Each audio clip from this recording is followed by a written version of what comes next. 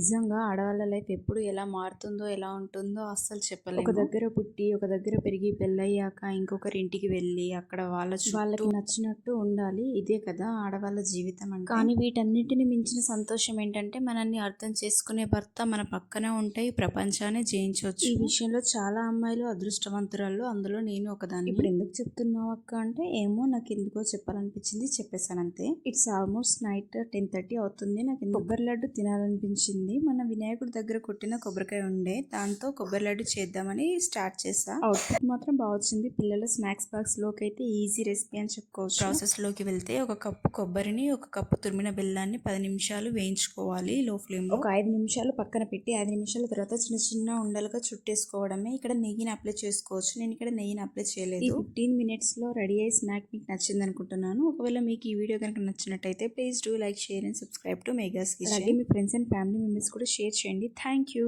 For watching.